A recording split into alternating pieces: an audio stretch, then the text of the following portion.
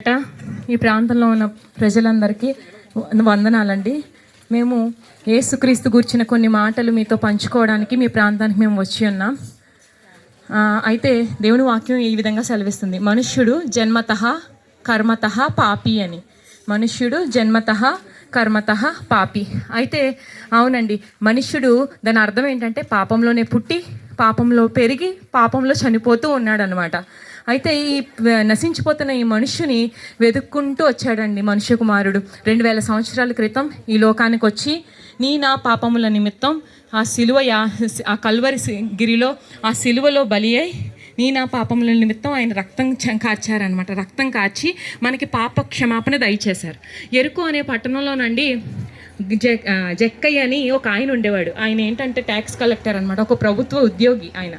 అయితే ఆయన చాలా అన్యాయంగా జనుల దగ్గర ఉండేవాడు. ఎందుకంటే వాళ్ళ ఊరోళ్ళందరూ కలిపి ఆయనకి ఇచ్చిన పేరేంటంటే పాపాత్ముడైన జక్కయ్య అని పిలుస్తూ ఉండేవారంట. ఆయన చూసినప్పుడైతే బాబు గారు అనేవారేమో, ఆయన చూడనప్పుడు ఆయన పాపాత్ముడు అని సంబోధిస్తూ ఉండేవారంట.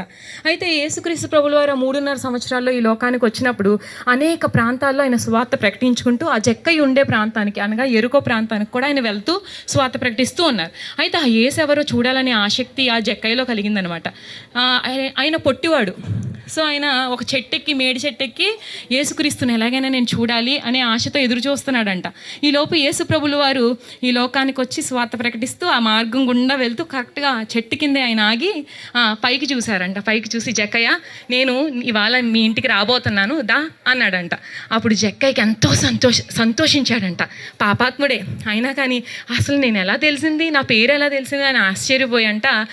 రండి ప్రభువా అని అన్నట్లుగా ఎంతో ప్రేమతో ఆయన ఆహ్వానించి ఇంటికి తీసుకెళ్ళాడంట. ఇంటికి తీసుకెళ్ళిన వెంటనేనండి అక్కడ నెక్స్ట్ వచ్చును బైబిల్ గ్రంథంలో చెప్పబడింది ఏంటంటే, వెంటనే ఆయన పాపాలన్నీ ఆయన కంటి ముందుకు వచ్చినాయి అంట.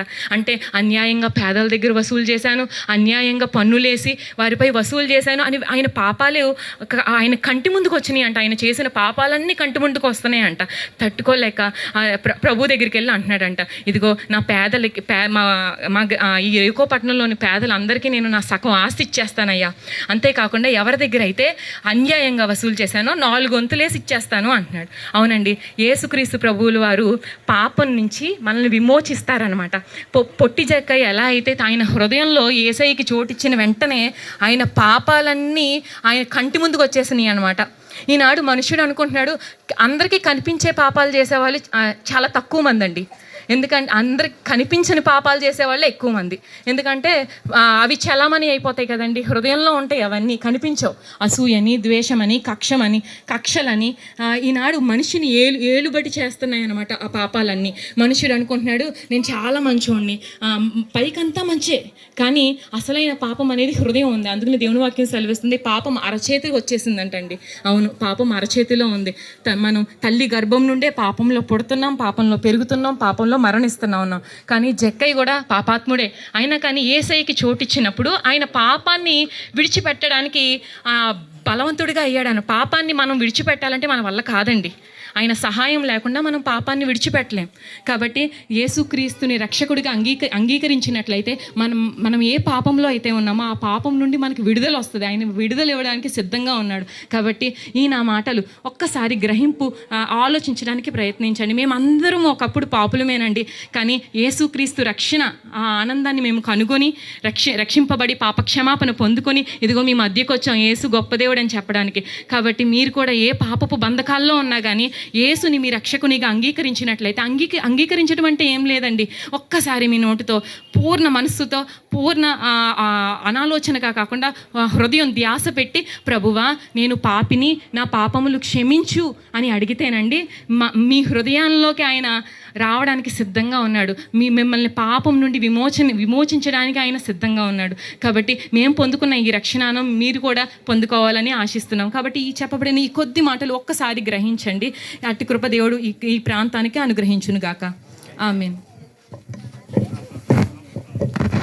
మహాపరిశుద్ధుడా, మహోన్నతుడా, సర్వోన్నతుడా, సర్వాధికారి, సర్వసృష్టికర్త, ఇంతవరకు నాయన ఇదిగో మీద ఆశ్రయాలు నిలబెట్టుకుని ప్రభా అయ్యా పట్టి జక్రయ్య ప్రభా జక్రయ్య గురించి మాట్లాడు ప్రభా నీ స్తోత్రాలు. జక్రయ్య అయితే ఇగో నిన్ను చూడాలని వేడి చెట్టు ఎక్కాడు కానీ ప్రభా నీవే జక్కయ్యను చూస్తున్నావు, జక్కయ్య యొక్క పరిస్థితిని చూస్తున్నావు. దేవాని స్తోత్రాన్ని పిలుస్తున్నావయ్యా. జక్రయ్య త్వరగా చెట్టు దిగు, నేడుని ఉండవలసి వచ్చిందని, నేడని ఇంటికి రక్షణ వచ్చిందని చెప్తున్న దేవానికి స్తోత్రాలు. నాయన ఈ మాటలు ఇదిగో నా ప్రభా ఎంతమంది అయితే ఉన్నారు ప్రభా, ఎవరే పరిస్థితిలో ఉన్నారో ప్రభా నాకైతే తెలియదు కానీ నీకు తెలుసు నాయన. సర్వ సృష్టికి వెళ్ళి స్వార్థ ప్రకటించమని మాకు చదివిస్తున్నాయన. అయితే ఈరోజు ప్రభా ఈ గ్రామంలో వచ్చి ప్రభు ఈదులో మాటలు ప్రభా నా తండ్రిని స్తోత్రాలు. ఆ మాటలు ప్రభా ప్రతి హృదయాన్ని మేము తాకండి ప్రభా. హృదయమనే తలుపునద్దండి నేను తట్టుచున్నానంటున్నావు ప్రభా. ఎవరైతే ప్రభు ఈ మాటలు విన్నారో మరి ప్రభా నాయన వారు ఆలోచింపచేయండి ప్రభా.